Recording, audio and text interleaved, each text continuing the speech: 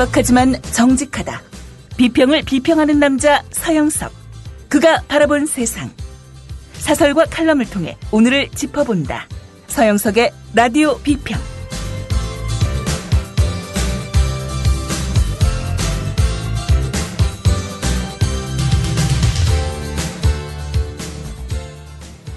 안녕하십니까, 서영석입니다. 예, 월요일입니다. 월요일. 월요일 치고 피곤하지 않는 월요일은 없습니다만은, 더운 날씨도 점점 사가라들고 있는 이런 시점에도 불구하고 뉴스를 보면은 짜증나고 스트레스 받습니다. 박근혜 대통령의 임기 6개월을 맞이한 지지율 조사가 특히 방송을 중심으로 70% 안팎이다라고 나오고 있는데요. 아마도 박근혜 대통령을 좋아하시는 분들이야 아이고 우리 박근혜 대통령 일 잘하시네 라고 하시겠지만은 그렇지 않으신 분들은 스트레스 많이 받으실 것 같은데요. 박근혜 대통령의 지지율 비밀은 저는 두 가지라고 봐요. 첫째는 역시 뭐니 해도 박근혜 대통령을 지지하지 않았던 분들 혹은 박근혜 대통령의 현재 국정 운영에 불만인 사람들은 스트레스 받아서 전화 받으면 응답을 안 합니다. 방송사에 70% 운운하는 지지율도 알고 보면요. 대부분 응답률이 7 내지 8%에서 많아야 13 내지 14% 정도 됩니다. 따라서 한 10,000명 정도 전화를 해가지고 그 중에서 한 1,000명 정도가 전화를 받았을 때 응답률이 바로 10%입니다. 그 1,000명 중에서 700명이 박근혜 대통령 일 잘한다라고 하면 70%의 지지도가 나오는 건데요. 10,000명 중에서 전화를 받지 않는 9,000명들 반성하십시오. 전화 열심히 받아서 박근혜 대통령 정말 마음에 안 듭니다 라고 얘기를 해 주시면은 민심이 제대로 반영되지 않을까 하는 생각이 들고요. 두 번째는 역시 언론 환경으로 꼽지 않을 수가 없습니다. 괴벨스가 얘기했다시피 거짓말도 한 번 할 때는 거짓말이라고 그러지만 두 번 똑같은 거짓말을 반복하면 고개를 갸우뚱하게 되고 거짓말을 3번 반복하면 사실로 믿는다라고 괴벨스는 얘기했습니다. 지금 대한민국의 지상파, 특히 TV 지상파 그리고 종합편성 채널들, 종편 채널은 그야말로 박근혜 대통령을 칭송하기에 바쁘죠. 교묘하게 칭송하는 것부터 시작해서 노골적으로 칭송하는 것까지 정말 짜증나는 언론들이 박근혜 대통령의 그야말로 진실된 면모를 보지 못하게 만드는 그런 원인이기도 한데요. 이 약발 오래가지 않습니다. 지금은 아무 일도 하지 않았기 때문에 그런 식의 박비어천가가 통할지 모르겠습니다만은 5년 내내 아무 일 안 하고 있을 수는 없는 겁니다. 하나씩 둘씩 박근혜 대통령의 실정이 드러나고 무능력함이 입증될 때 이런 식의 만들어진 지지는 그야말로 급속하게 빠지지 않을까 생각이 됩니다. 라디오 비평 시작합니다. 함께하고 계신 방송은 정치평론가 서영석 미디어 협동조합 이사가 진행하는 라디오 비평입니다. 조합원 백마고지님 신청 광고입니다. 철원에서 쌀 농사를 짓는 조합원 백마고지입니다. 화산지대 철원에서 생산한 추석 선물로 최고인 쌀. 직접 생산한 2013년산 철원 5대 쌀을 20kg 기준 63,000원의 저렴한 가격으로 예약 판매합니다. 전화나 문자 주세요. 010-9523-5400입니다. 드시고 맛없으면 100% 환불해드립니다. 약속드립니다. 택배비는 무료입니다. 철원 5대 쌀을 20kg 기준 63,000원에 예약 판매합니다. 주문 전화 010-9523-5400. 여우처럼 쇼핑하자 폭스마켓. 국내 최저가 판매 나노 금칫솔. 오픈마켓 최저가보다도 더 싸다. 국민의 48%가 살 때까지 단돈 1만 원에 무조건 무료 택배로 드립니다. 치약의 혁명 N47 플라즈마 치약. 기면활성제, 방부제, 사카린을 전혀 사용하지 않았습니다. 일반 치과 판매가보다 무려 70% 저렴하게 드립니다. 국민TV와 함께하는 참 좋은 쇼핑몰 폭스마켓. 문의는 1566-5476. 검색창에 폭스마켓을 입력하세요. 폭스마켓.co.kr.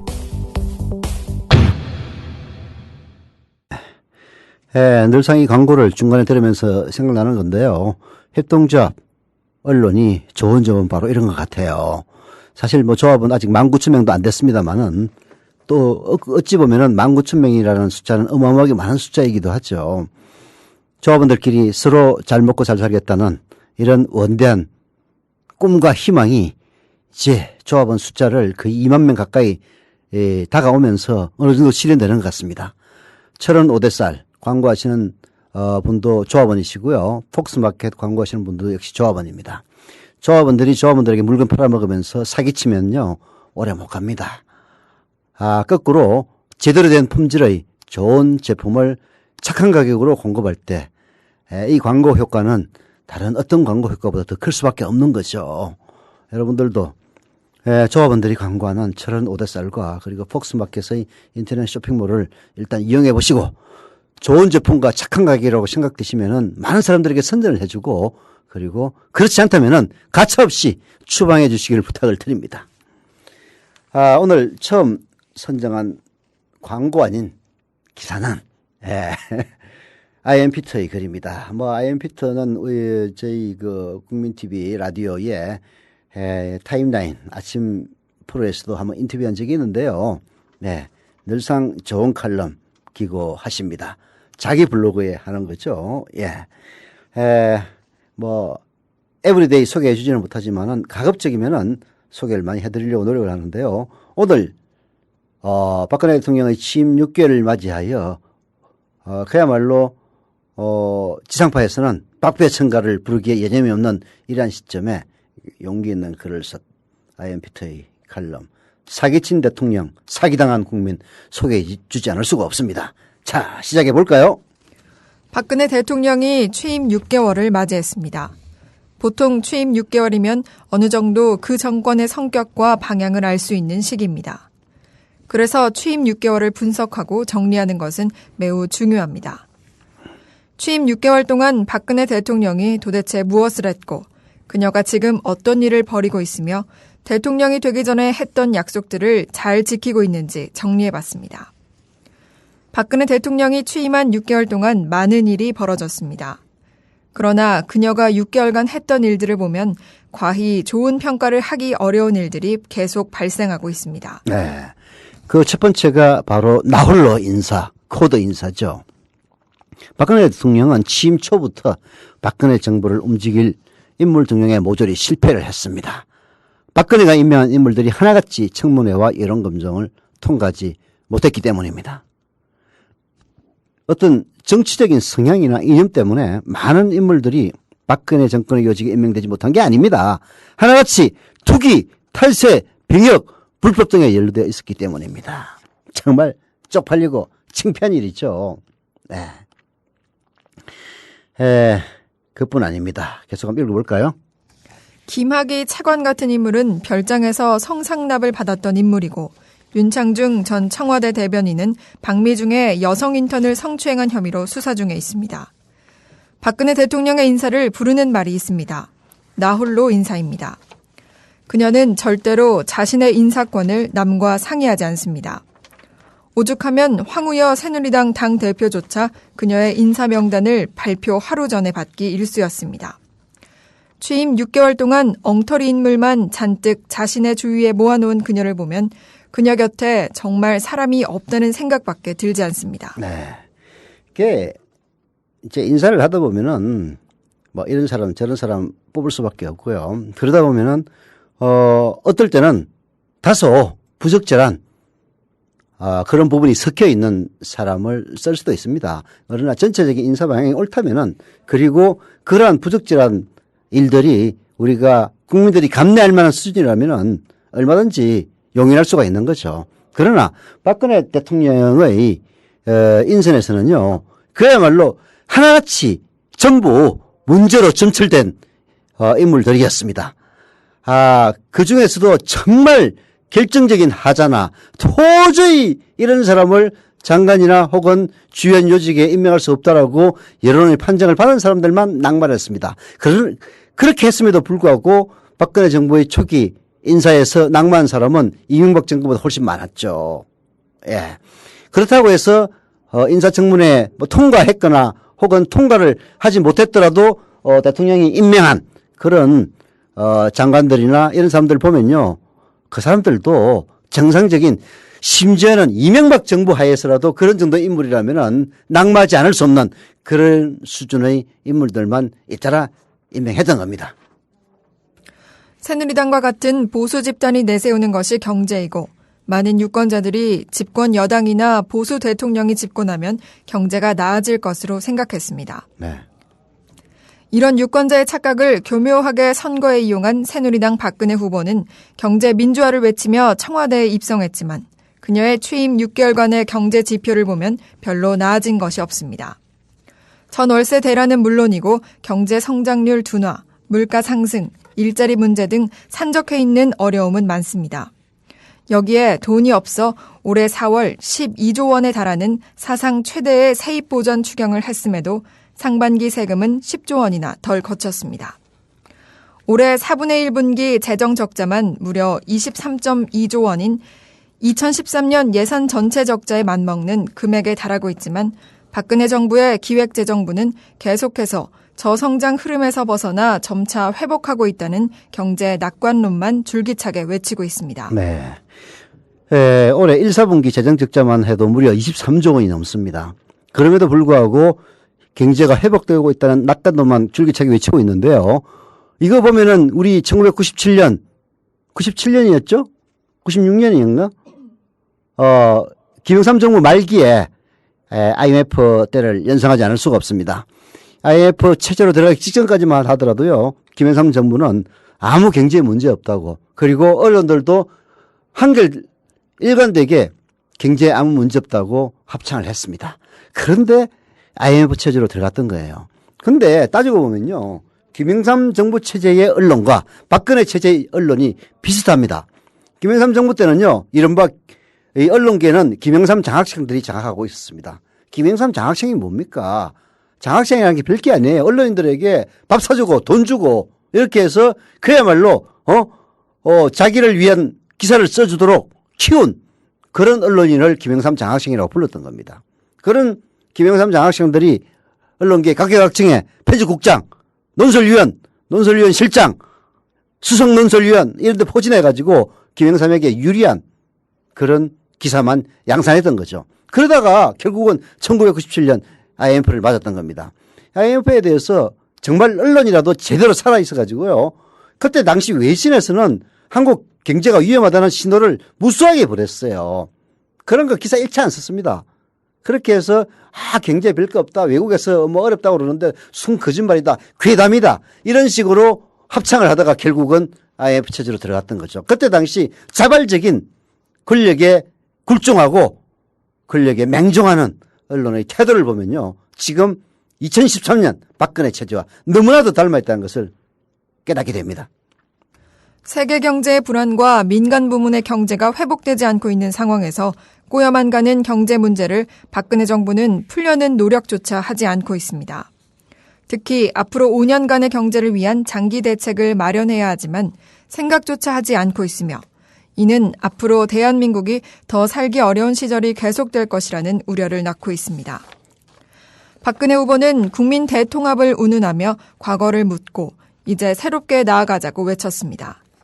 그러나 그녀는 기자회견이나 국민과의 소통을 위한 노력은 전혀 하지 않고 있습니다. 아니 참 하다못해 대국민 탐화에 나와서 무서운 표정으로 국민들에게 손가락질을 하고 자신이 임명한 인물들의 인사청문회 이것이 야당 의원들이 너무 심하게 한다고 비난이나 하고 모든 것이 국민의 잘못이라는 것처럼 뻔뻔한 변명을 계속 일삼아 왔습니다.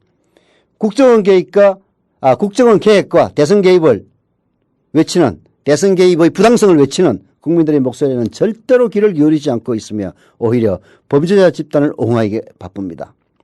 취임 6개월 도대체 박근혜가 잘한 일이 무엇인지 찾아보기 어려울 정도로 박근혜의 청와대 6개월은 우왕좌왕 오만과 독선이라는 단어만 떠올릴 뿐입니다. 박근혜 대통령은 청와대에 들어가기 전에 지킬 것만 공약으로 내놨다. 국민에게 약속한 것은 반드시 지키겠다고 외쳤고 새누리당은 매일 박근혜 후보의 장점으로 약속을 지키는 대통령이라고 선전했습니다. 박근혜 후보는 자신이 얼마나 약속을 잘 지키는 사람인지 강조하기 위해서 대선 자금 펀드의 이름조차 약속 펀드라고 했으며 국민과의 약속을 하늘같이 알고 지키겠다고 했습니다. 이랬던 그녀가 청와대에 들어가자 어떻게 변했을까요? 네. 박근혜 대통령의 국민 기만 10대 공약이라는 표가 있는데요. 네. 오마이뉴스에서 만든 표인데 이 아이엠피트의 칼럼에 보면은 잘 정리되어 있습니다. 예. 헌신작처럼 내버린 경제민주화에서부터 기초연금 월 20만 원 지금 말 바꾸기, 4대 중증질환보장 뒤집기, 검찰개혁 실종, 군 복무기간 18개월 단축하겠다는 거 폐기, 뭐 기타 등등 이루 말할 수 없이 많은데요. 자, 아이엠피트가 어떻게 비판하고 있는지 한번 읽어봅시다. 박근혜 대통령의 공약 파기 전략은 슬그머니 말 바꾸기, 아무도 모를 것이야, 내가 언제 그랬어입니다. 일단 무슨 화두처럼 계속 내던졌던 경제 민주화는 재벌들이 반발하자 개념 자체를 제외했습니다. 기초연금 월 20만 원과 4대 중증질환 의료비 100% 국가 부담과 같은 경우는 슬그머니 축소, 제외해버렸고 해수부 부산 지역 유치, 무상보육, 대학 행복기숙사와 같은 공약은 어디로 갔는지조차 모릅니다. 전작권 전환과 군 복무기간 18개월 단축은 국민들 모르게 없던 일로 만들어버렸습니다. 아니, 무슨 청와대가 화장실도 아니고 말입니다. 에? 화장실 들어갈 때 하고 나올 때 다르단 말이 있습니다만은 청와대 들어가기 전과 들어간 후가 이렇게도 뻔뻔하게 다른 대통령은 아마도 박정희 이후 처음이 아닌가 싶습니다. 박정희도 민정이양 약속을 반드시 지키겠다. 삼성개헌 이후는 없다. 삼성개헌은 없다라고 해가지고 삼성개헌을 했고, 삼성개헌 할 때는 이게 마지막이다 해가지고 유신헌법을 했습니다. 이번이 마지막이다라고 대선 때마다 외쳤지만 결국은 유신헌법으로 영구 대통령을 노렸다가 총 맞아 사망했죠. 공약을 파기하고 국민 모르게 숨기고 은폐하는 박근혜 대통령이지만 취임 6개월을 맞이한 여론조사에서 박근혜 대통령은 오히려 공약을 아주 잘 지키고 있는 대통령으로 둔갑했습니다. 방송 3사는 박근혜 정부 국정운영 지지 관련 여론조사를 발표했습니다. KBS는 64.3%, MBC는 65.8%, SBS는 70.4%의 응답자가 국정운영을 지지한다고 답했으며 60.3%의 국민은 박근혜 대통령이 대선 공약을 잘 실천하고 있다고 응답했습니다. TV를 켜고 이런 방송을 본 국민들은 그래, 박근혜 대통령이 잘하고 있다는 사람이 많으니까 잘하고 있겠지라고 생각할 겁니다. KBS, MBC, SBS 이 방송 3사야말로 박근혜 대통령의 최대 우군이 있죠. 그런데 과연 그게 제대로 된 생각이냐? SBS 뉴스는 박근혜 대통령 지지율을 70.4%라고 밝혔는데요. 이 결과는 전국 성인 남녀 1000명을 조사했고 응답률은 12.1%라고 밝혔습니다. 12.1% 응답률이라면요. 아까 제가 설명했다시피 10,000명 정도에게 전화를 걸어가지고 그중에서 겨우 1000명이 응답한 겁니다. 나머지 9,000명은 전화 끊어버린 거예요. 전화 끊어버린 사람들이 대부분 어떤 성향이겠습니까?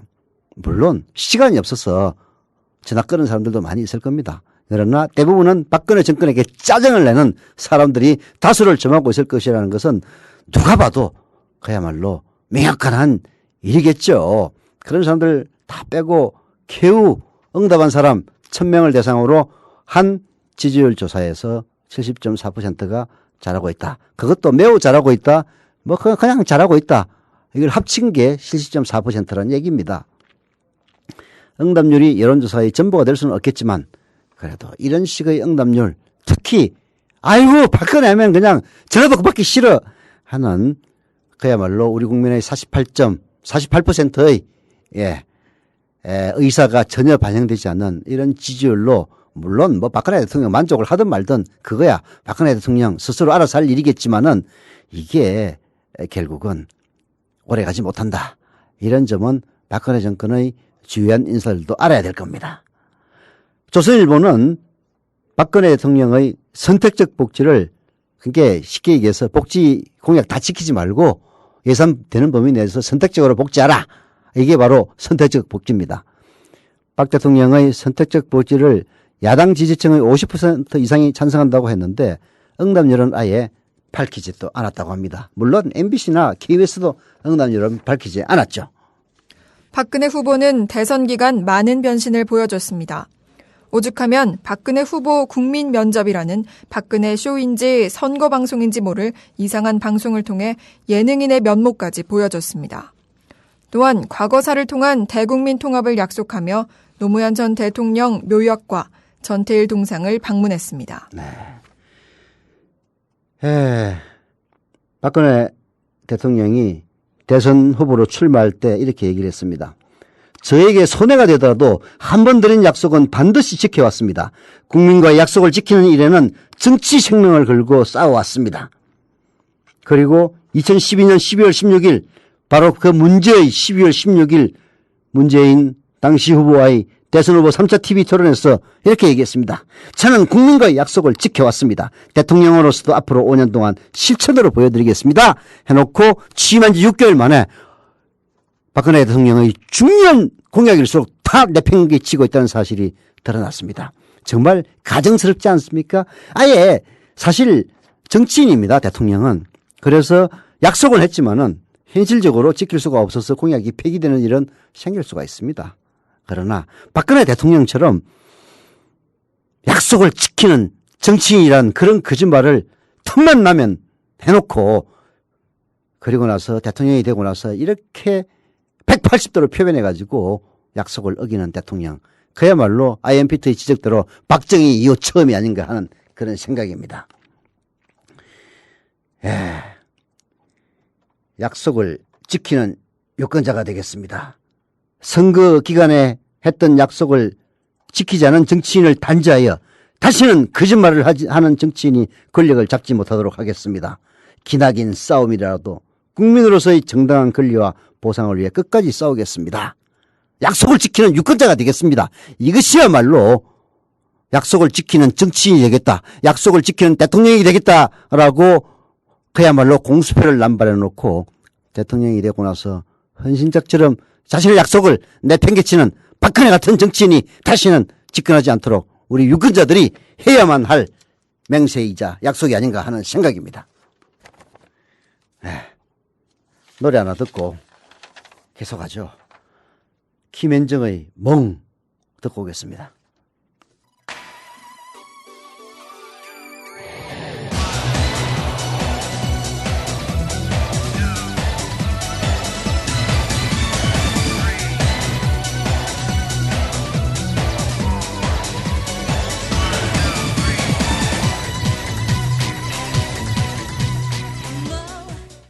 네. 조합원 가입. 오늘은 어느 정도 좀 많이 하신 것 같네요. 사실 그 초반부에 23명이면은, 하루 100명을 달성하기 위해서 최소한 기준은 됩니다. 제 시간대 두 분이 가입하셨습니다. 경북 구미시 송정동의 마녀킴님, 조합원 가입 감사드리고요. 광주 북구 도암 이동의 국민백골님, 조합원 가입 감사드립니다. 예, 경북과 광주의 두 분이 이렇게 나란히 가입하신 걸 보니까 미래협동조합 국민TV는 역시 지역화합의 장이 아닌가 하는 그런 생각마저 듭니다. 예, 많은 조합원 가입 부탁을 드리면서 광고하겠습니다. 아까 그 폭스마켓 광고하셨는데요. 폭스마켓은 저희 국민TV 라디오 생방송과 팟캐스트 그리고 저희 시간에 멘트 광고까지 몽땅 다 합니다. 이거 싼 광고 아닙니다. 조합원 유성진 님이 신청하신 인터넷 쇼핑몰 광고입니다. 여우처럼 쇼핑하자 폭스마켓. 나노 금칫솔을 국내 최저가로 판매한다고 합니다. 국민의 48%가 살 때까지 단돈 1만 원에 무료로, 무료가 아니지 1만 원 그리고 무조건 무료로 택배로 보내드린다고 합니다.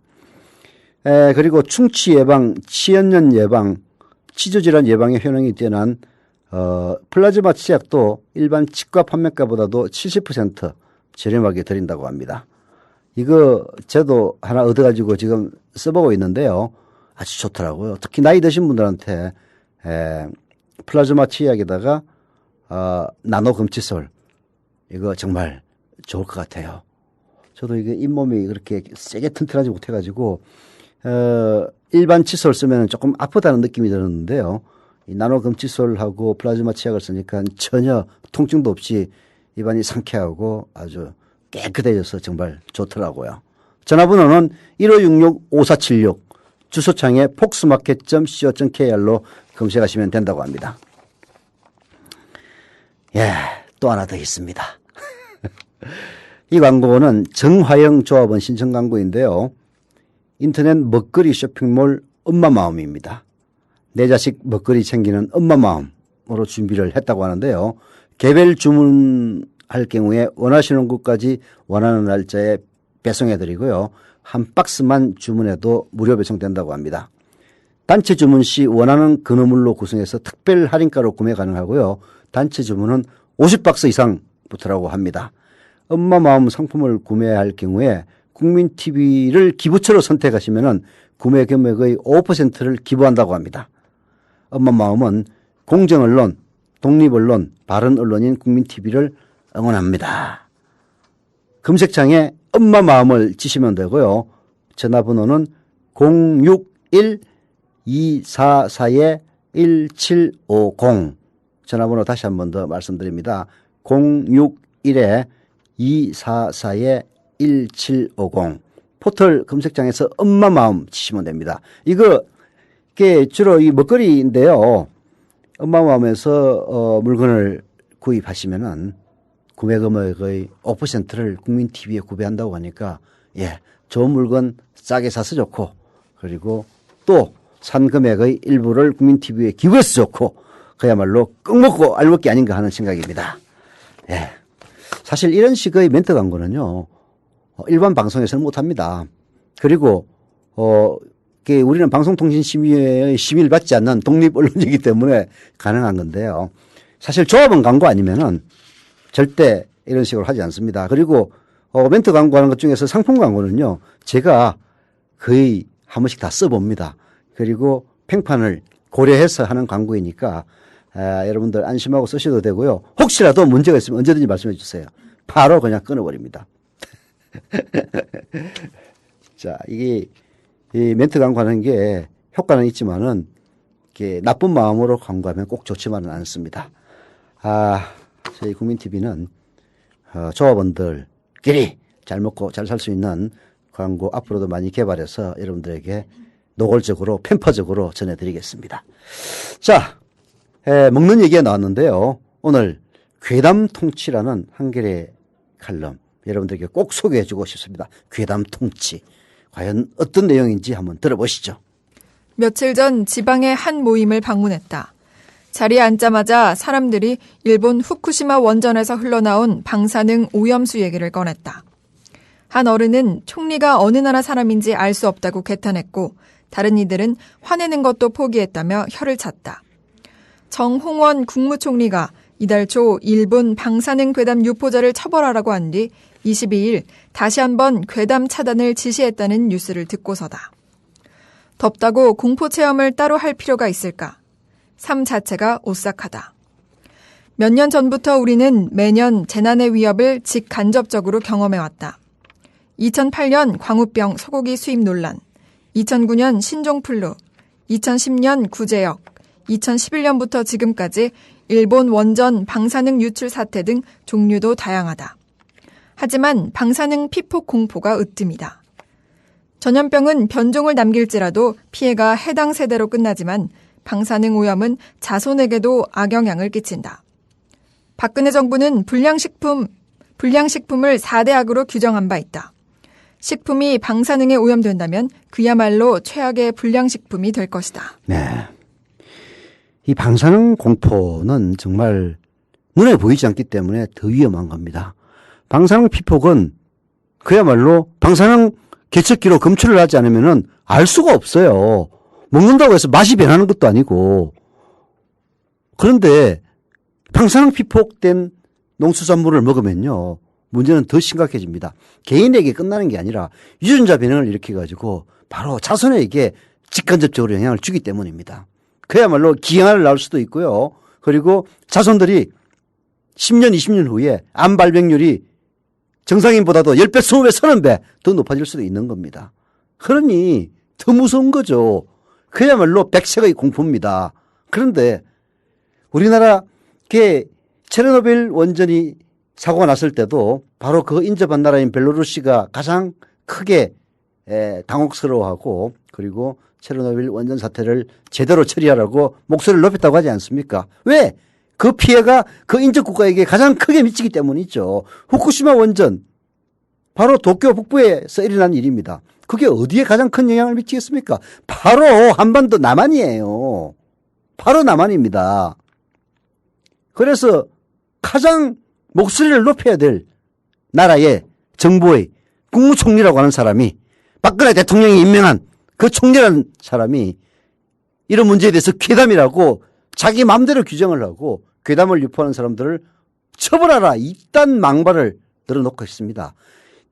정홍원 국무총리가 자기 마음대로 그런 얘기를 했겠습니까? 박근혜 대통령에게 다 허가를 받고 재가를 받고 한 얘기 아니겠습니까? 깨알 리더십이라고 하는 박근혜 대통령이 이런 중요한 얘기를 그래 정홍원이가 지 마음대로 얘기했겠어요? 그럼에도 불구하고 박근혜 대통령에 대한 지지도가 70% 나온다니까 대한민국 국민들은 전부 다 빼알이 없는 모양입니다. 저 같으면 절대 지지하지 않겠어요. 네. 주부들은 더 바빠졌다. 식품 방사능 검사를 꼼꼼히 하는 생활협동조합에 가입하고 원산지 확인을 빼놓지 않는다. 휴대용 방사능 측정기를 갖고 다니는 엄마들도 적지 않다. 정부를 믿지 못하니 내 아이는 내가 지킨다며 나선 것이다. 이를 엄마들의 신경증으로만 치부할 수 없다는 사실이 증명되기도 했다. 2011년 서울의 주택가에서 방사능 아스팔트를 처음 찾아낸 것도 엄마들이었다. 네. 엄마들의 이런 행동은 지난 몇 년에 걸친 학습 효과 때문입니다. 이명박 정부는 광우병 논란과 신종플루 확산기에 적극적인 대처보다는 괴담의 근원지를 뿌리 뽑겠다며 아이들이나 엄마들까지 가리지 않고 광범위한 수사를 벌인 적이 있습니다. 박근혜 정부도 지금 마찬가지입니다. 사실 후쿠시마 방사능 지난 1년 5개월 동안 매일 300톤씩 그야말로 방사능 초 위험한 방사선이죠. 방사선이 뭐라고 그러더라? 83만 베크렐? 83만 조 베크렐? 하여튼 우리 상상하기 어려운 그런 식의 방사능에 오염된 그 오염수를 매일 300톤씩 2년 5개월 동안 태평양에다 퍼부었다는 거 아닙니까? 그것도, 탱크 하나에서 나온 게 그 정도래요. 그런 탱크가 350개나 있는데 그 350개가 그 탱크를 만들 때 아주 거대한 탱크를 만들려면은 철판을 통째로 만들 수가 없습니다. 결국은 철판을 붙여서 만들어야 돼요. 그러면은 용접을 해서 그 철판으로 탱크를 만들어야 되는데 용접하는 게 돈이 많이 드니까 이게 볼트나 리벳으로 이렇게 쥐어서 탱크를 만들었다는 거 아닙니까? 처음에는 물 안 새겠죠. 그러나 세월이 지나면은 쇠라는 거는 녹슬기 마련입니다. 그리고 자연재해가 오면은 그 리벳이나 볼트는 헐거워질 수밖에 없는 거예요. 그렇게 해서 새는 것 아닙니까? 방사능 오염수가 가득 차 있는 탱크 한 개에서 매일 300톤이 나왔으니 350개가 문제가 있다면 얼마나 많은 방사능 오염수가 나왔겠습니까? 그게 태평양에 지금 뿌려지고 있는 거예요. 그런데도 지금 우리 정부는 일본이 이건 정말 위험해서 도저히 안 되겠다라고 생각하는 것 이외에는 전부 다 수입을 합니다. 이런 상황에서 무슨 방사능 괴담 이딴 소리하고 자빠졌어요. 자, 봅시다. 계속. 그런데 웬걸 이달 초 정부가 괴담을 공언하자 더 난리가 났다. 무관심했던 사람들 사이에서도 괴담이 뭐기에 하는 얘기가 터져나왔다. 괴담은 몰라도 불안감이 고조된 건 맞다. 구글 트렌드를 보면 방사능에 대한 인터넷 검색률은 지난달 급증했다. 방사능 수증기와 오염수 해양 유출을 확인한 때와 정확하게 맞물린다. 국민 불안을 해결하는 건 뒷전이고 괴담 운운하며 시간 낭비하는 건 아닐까 우려스럽다. 이 불안은 불신하고 상호작용을 합니다. 2009년 신종플루 발생 때를 보면요. 정부가 국제기구의 근거 기준만큼 백신을 확보하지 않았다는 사실이 폭로돼서 넉장 대응이라는 여론의 호된 질타가 쏟아진 바가 있었는데요. 이번에도 인접국가 방사능 누출 사고 매뉴얼에 따른 위기 경보를 발령하지 않고 있다가 결국 직무유기라는 비판을 받고 있습니다. 이게 사실이라면 너무나 당연한 지적이죠. 국가의 보호를 못 받는다라고 느끼는 사람들은 스스로를 믿는 수밖에 없습니다. 주부들이 밤새 외국 사이트를 뒤져가며 정보를 얻는 것도 그 때문이죠. 하지만 엄마들의 절박한 행위를 이상행동, 신경적으로 몰아가는 얘기들이 곧 나올 겁니다. 반국가 세력, 반정부 세력이라고 규정할지도 모르죠. 반복되어 온 통치 전략입니다. 어쩌면은 종북 세력이라고 할지도 모르겠네요. 자. 이탈리아 철학자 조르주 아감베는 국가 권력이 상황에 대한 결정권을 독점하는 문제에 관심을 기울였습니다. 불신하는 이들을 비정상으로 규정하면서 배제를 해야만이 정부는 정상성을 유지하고 자신의 권위를 보존할 수 있다는 겁니다. 괴담을 구실로 한 공포정치가 말하자면 이 정권의 익숙한 통치 방식일지는 모르겠습니다만 그것은 불신을 키우죠. 그 어느 정도보다도 신뢰를 강조해온 박근혜 정부. 취임 6개월을 맞아 높은 지지율에 걸맞는 그런 돌봄의 정신을 찾고 지혜롭게 대처하길 바랍니다. 기대가 크면 실망도 큰 법이 있죠. 노래 하나 듣고 하죠. 뭐 간단한 거 사설 하나 할 거니까 이효리의 7272 뱅뱅 듣고 오겠습니다.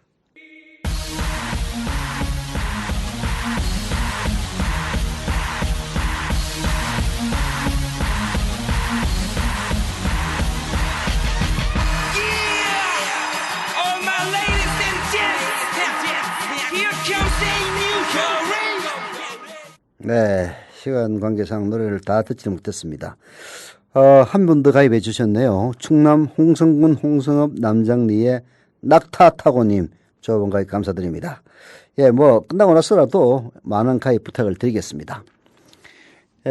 감사원 양근 감사원장이 사퇴하면서 또다시 감사원 중립성 훼손 논란이 일고 있습니다. 한겨레신문 또다시 불거진 감사원의 중립성 훼손 논란 앞부분만 소개해드리죠. 양건 감사원장이 임기를 1년 7개월 남겨두고 전격 사퇴한 것을 두고 논란이 일고 있다. 양 원장이 청와대의 논공 행상식 인사 개입에 반발해 물러났다거나 4대강 감사 결과를 둘러싼 권력 내부의 갈등 탓에 사퇴했다는 이야기가 나온다. 이유야 어찌됐든 임기 4년의 감사원장이 중도에 사퇴한 것은 감사원의 중립성이 또다시 훼손된 중대 사안이 아닐 수 없다. 무엇보다 양 원장 사퇴가 청와대의 무리한 인사 개입과 연관됐을 가능성이 제기되는 것은 매우 우려스럽다. 청와대는 공석인 감사위원회 지난 대선 때 새누리당 선대위 정치쇄신특위위원장을 지냈고 박근혜 정부 인수위에 정무분과위원을 지낸 장훈 중앙대 교수를 내정하고 양 원장에게 재청하도록 종용했다고 한다. 하지만 양 원장은 캠프 출신 인사가 독립기관인 감사원의 감사위원으로 오는 것은 바람직하지 않다는 입장을 보이면서 결국 사퇴로 이어졌다는 것이다. 네, 양근 원장의 사퇴가 감사위원 인사 때문인지는 모르겠습니다. 예, 좀 더 지켜봐야겠지만 박근혜 정부에서도 감사원의 정치적 중립성을 훼손할 만한 인사가 추천된 것만 해도 큰 문제가 아닐 수 없습니다. 이명박 정부에서 대선 캠프 출신인 은진수 감사위원을 임명함으로써 감사원의 독립성이 크게 훼손된 것은 이미 지켜본 바입니다. 그걸 지켜봤던 박근혜 정부가 또다시 자기 선거 캠프 인사를 감사위원으로 임명하려 드는 것은 무모하기 짝이 없는 일이죠. 과거 정권의 잘못된 인사를 반면교사 삼아도 모자랄 판에 이것을 따라한다는 것은 그야말로 비판받아 마땅한 겁니다. 양건 원장의 사퇴가 4대강 감사를 둘러싼 권력 다툼 때문이라는 설도 한심하기 마찬가지입니다. 이명박 정부가 대운하를 염두에 두고 4대강 사업을 했다는 지난 7월의 3차 감사 결과를 놓고 권력 내부에서 이런저런 분란이 일자 결국 양건 원장이 토사구팽됐다는 그런 얘기입니다. 이유야 어찌됐건 감사원장이 감사 결과 때문에 정치적 희생양이 된다면 이건 정치적 중립성을 훼손하는 일이죠. 감사원의 4대강 감사를 둘러싼 이런저런 논란이 양 원장 사퇴로까지 번진 만큼 어떤 방식으로든 그 진상은 명확히 규명돼야 할 겁니다. 감사원의 정치적 중립 논란이 또다시 박근혜 정권에 와서 반복되는 것을 보고 절망감을 느낍니다. 예, 이건 정부가 아닙니다. 라디오 비평 오늘은 여기까지입니다.